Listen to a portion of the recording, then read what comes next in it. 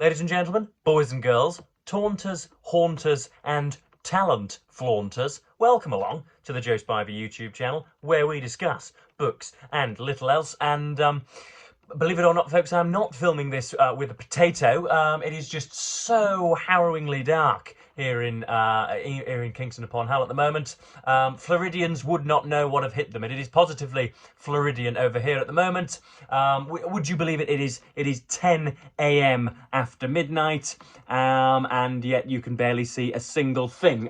We have got hail lashing against the windows. We have got the wind buffeting the bin lids. And we have got men, women and children all escaping this apartment complex because things are about to get very, very shady indeed. It is horrendously dark, folks, but I really do need and want to regale you with some Shackletonian anecdotes of Antarctic expedition. So yes, I would also like to just point out before we get properly going that I am now one of the newest members of a new social media group by the name of Blue Sky. I have I have handed in my rent book and my suitcases to Elon Musk over at X. And for those of you that would seek to what should we say, degrade my defiance by leaving and saying that I'm just a speck of dust in what is a very, very, very, very dirty pool. Anybody who thinks that they're too small to make a difference has never spent a night with a mosquito. That's what I always say. So I've left X and now I am on Blue Sky. So if you want any circumlocution and any verbosity and any, heaven forbid, any political insight from Joseph Edward, then head on over there. I believe my username is Joe Spivey 2002, and if that doesn't work, then I'll figure out a way of leaving a link to my new profile down in the description box. So yes, please follow me over there, folks, and we can have civilized discussion which cherishes amicable disagreement. Wouldn't that be fine? But I begin today with a quotation. This is from a gentleman by the name of Apsley Cherry Gerard. Oh, wouldn't everybody, if they had their way in an ideal world, be called Apsley Cherry Gerard? And his book, The Worst Journey in the World, published in 1922, points out a quotation which I would, or includes a quotation which I would like to read now. For a joint scientific and geographical piece of organisation, give me Scott. For a winter journey, Wilson. For a dash to the pole and nothing else, Amundsen. And if I'm in the devil of a hole and want to get out of it, give me Shackleton every time. So that is obviously in reference to the different positives and different skill sets of the explorers of the heroic era of Antarctic exploration. And so yes, this is the second part of a two-part series on Roland Huntford's, I think, 2008 biography of Ernest Shackleton. Here we have a driven man, something of an eccentric man, a loquacious man, somebody who could ingratiate himself into high places, somebody who easily curried and won the favour of very prominent people, and but yet also somebody rather dismissive, I suppose you could say, really rather slightly capricious and dismissive of a great many of his wives' innermost feelings. For example, he was a serial adulterer as well. So you get a real ramshackle character here. But he was, I think, possibly, certainly the most resourceful and indeed heroic, lowercase h, of all the heroic explorers. Had it been for a little bit more technical nous and a little bit more, what should we say, practical resilience, then I think, or shall we say tactical resilience, I think Mr. Shackleton may well have been honoured with the first man ever to have reached the geographical South Pole, but that's getting way, way, way ahead of ourselves. So we left last time, did we not, when he returned home with I think what the doctors called angina. He always had a dodgy ticker throughout the entirety of his life, and so he returns from a trip with Robert Falcon Scott on the Discovery, and returns to England and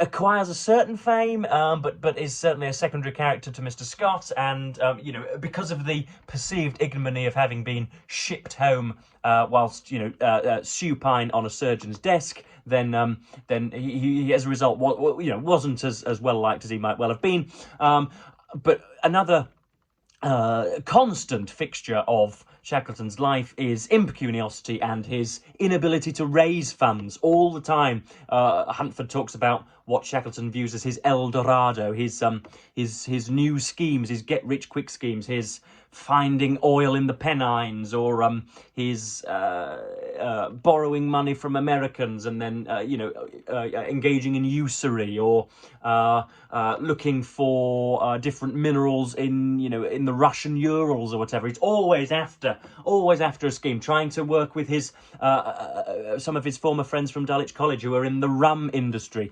Always trying to, what we would now term turning a quick buck. He is always trying to just to help himself with money. That was because it is pointed out very many times by Mr. Huntford that if Shackleton could have come to money in a dozen different ways, he would have done so. But he did not have any particular love for the white warfare and for the ice and for sealing and for, that's spelt with an A. He did not have a peculiar love for the polar regions. He just saw it as a means by which he might become headlined in the Times and the Tatler.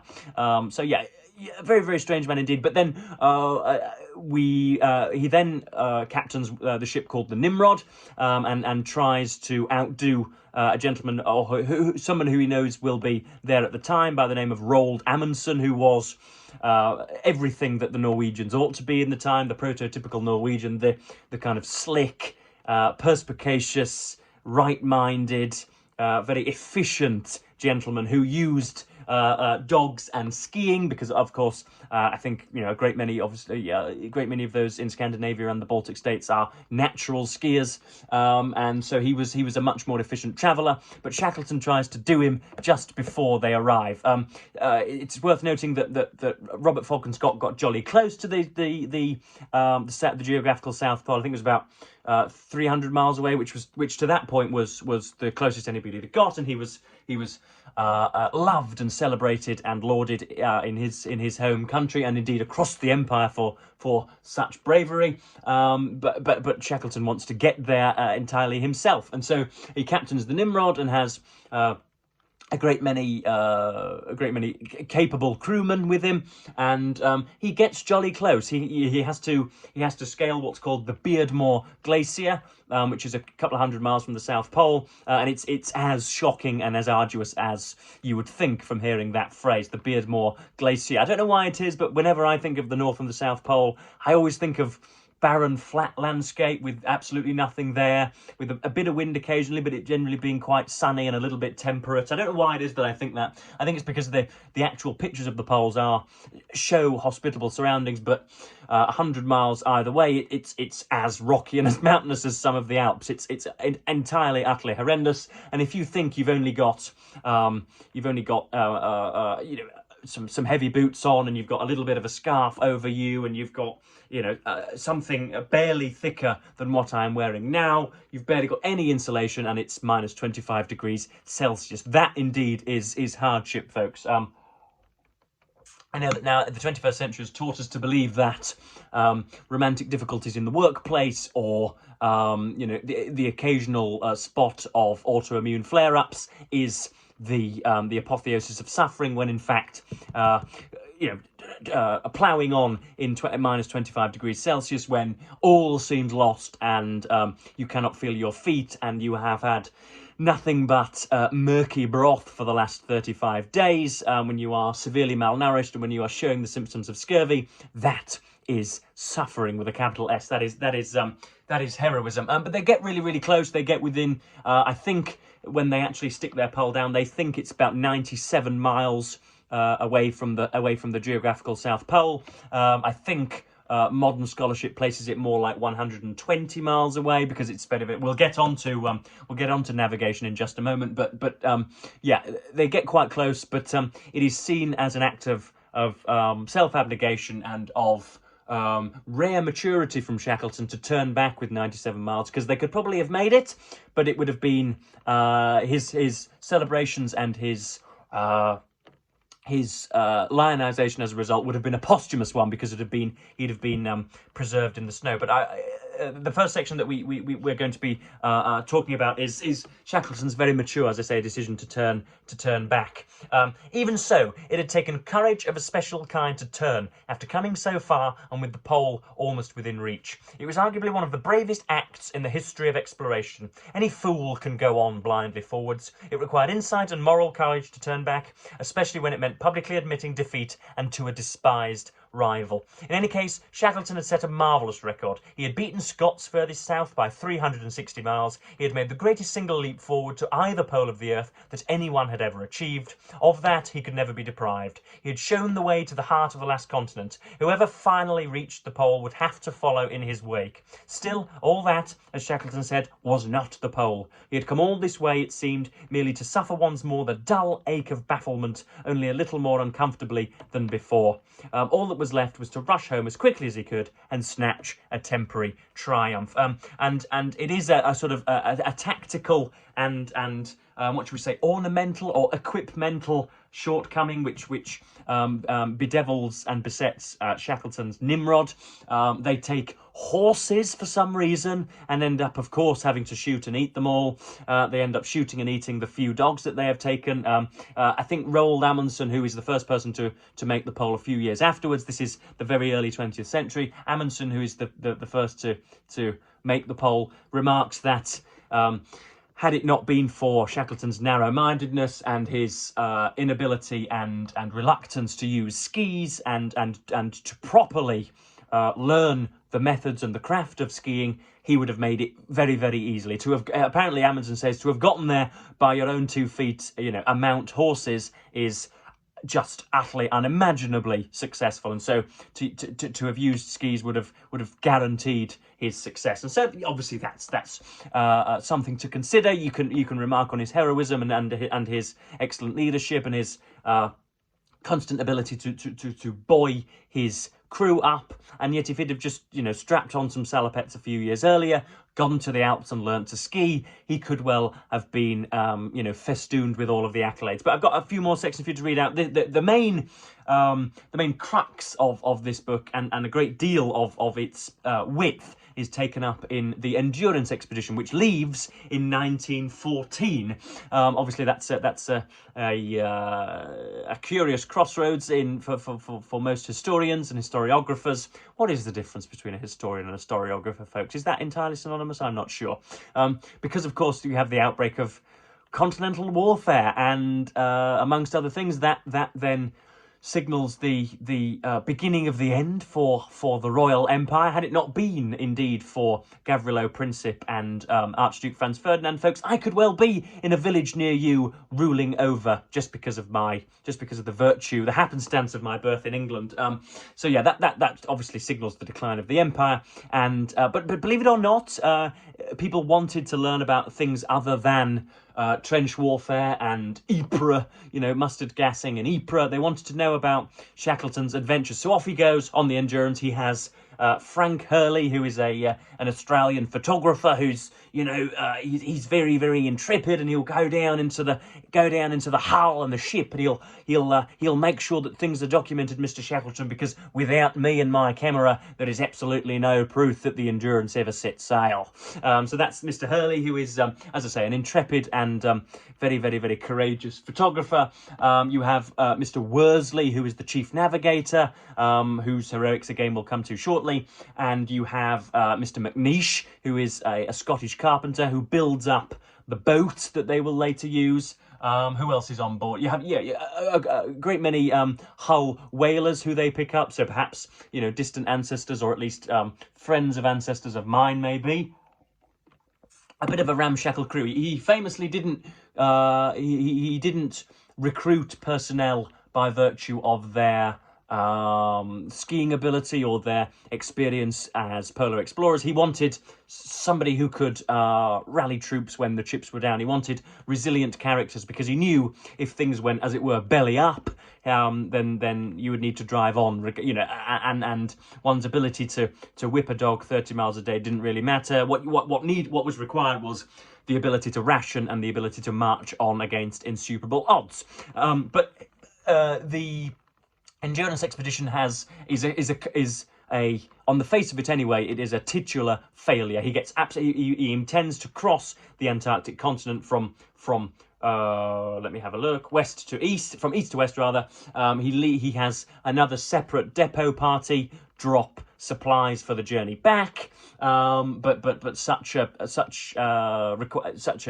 practice is never necessary, because they never even land on Antarctica. They are trapped within the ice floes, FLOEs, and I think Frank Hurley describes it as being as like you become an ant on the back of an elephant. So you are trapped within a landmass perhaps only 2 miles wide of ice, and then of course as spring and summer come, then you start to feel like an ant on a hippo. Then you start to feel like an ant on a blackbird. Then you start to feel like an ant on a butterfly, because the ice is melting, and believe it or not, you are sooner or later, now that the Endurance is crushed, you are now going to have to use 3 or 4 small boats in order to try and row yourself to safety. So they have one boat which is called the Stancombe Wills, named after Janet Stancombe Wills, who is majority contributor to the expedition financially. You have the Dudley Docker,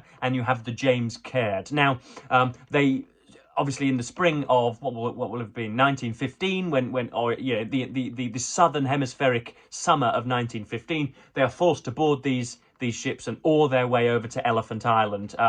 And believe it or not, Shackleton does not lose any men, but soon realizes that he's going to have to go from Elephant Island to the nearest human outpost, 800 miles north to South Georgia via boat. And this is the James Caird stretch of land, which takes them, I think, 17 days, has its own Wikipedia page. It is remarked upon by naval historians of repute that it is simply said it is the finest small boat navigation that has ever taken place.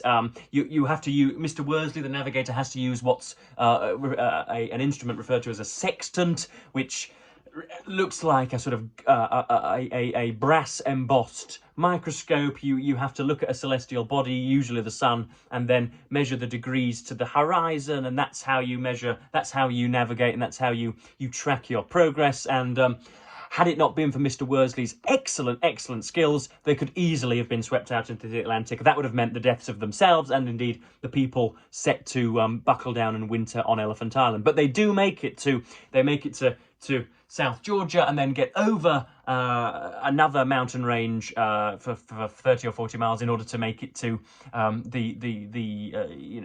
first time that they have encountered human flesh. They look like scarecrows. They've got beards everywhere. Obviously, everything is greasy. Everything stinks. You can imagine the stench of 3 people who haven't had a wash for the best part of 9 months, and they stagger onto the captaincy and the management, and manage indeed to, Shackleton rescues every single person on that expedition. But yeah, we've got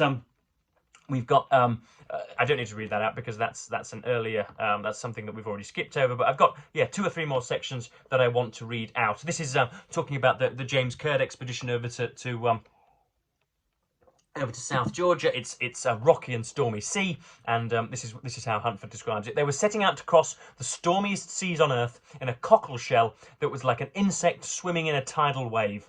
They had all seen lifeboats like their own smashed on the decks of ships by storms in the ocean. They were now proceeding to challenge. Nonetheless, as Elephant Island dipped below the horizon, leaving them alone, encircled by the sea, it hardly seemed a forlorn hope. In civilization, it was said of Shackleton that he was puerile, childish, had never grown up. Now, sitting in the cockpit of the James Caird, hunched up more than usual, he seemed prematurely to have aged. That was merely the superficial imprint of events. Shackleton, at the age of 42, had preserved all the hopes and illusions of youth. So that's jolly brilliant writing. And then right at the end, we get a line from Frank Hurley, the Australian photographer. Believe it or not, Shackleton ends up going back to or at least venturing towards the South Pole, and with pulmonary difficulties, collapses and dies at age 47, I think, in 1922. But when obviously, biographical treatment such as this, with this depth, has to have some sort of a cheer-jerking, rousing conclusion, and Huntford does it, writes it thusly. You've got Frank Hurley, life. Frank Hurley had finished his book on the Endurance Expedition by saying, "His one long call to conflict anyway." Shackleton's whole life had been a battle. He had fought the shadow of heart disease as he had fought the obscure bafflement that seemed to be his fate. The last voyage had been an astonishing display of determination. Where most other men would have quietly lain down in bed, he had made himself survive until he had escaped from civilization. Shackleton spanned the classic age of Antarctic discovery before machines took over. His great service was to break the mould of mediocrity that bedeviled British polar exploration. He did this by bringing character and humour to a pursuit often cursed by excessive high-mindedness and lacklustre overseers. He showed what sheer power of leadership achieves. He created in England the image of the polar explorer as hero. Huntford is one of the first men. I think there's a book. This is out in when does this come out? I think I may, in my introduction, have called it a 2006 biography, but I may have been out by the small margin of 30 years. Yes, this is 1985, folks. I don't know why it is that I thought that this was produced in the early 21st century, but there was a book in 77, or a few books at least in the 70s, that finally started to readdress the differences in reputational damage caused by Shackleton and caused by Scott. So you have the reputational status of Scott and Shackleton. So Scott was an incompetent, bungling, snobby, supercilious, terrible lackluster leader, whose deaths, and indeed the deaths therefore of many others on his expeditions, could well have been prevented had he not hungered so desirously after the fame. But Shackleton was capable of that kind of temerity as well. But Shackleton would not have sacrificed one man for his own success. He would have sacrificed money. He would have sacrificed other people's feelings, and indeed sacrificed very many horses and dogs. But he would not sacrifice men in order to further his own aims. And nowadays, I think Shackleton is regarded as a slightly better, or at least his reputation is more secure than that of Mr. Scott. So yeah, this was an absolutely tremendous biography to read, and he has a book out called Scott and Amundsen, which was the precursor to this one, where he really does go in for. It's not a hatchet job, but he really apparently does go in for Mr. Scott and praises Roald Amundsen proportionate to his skills. So yeah.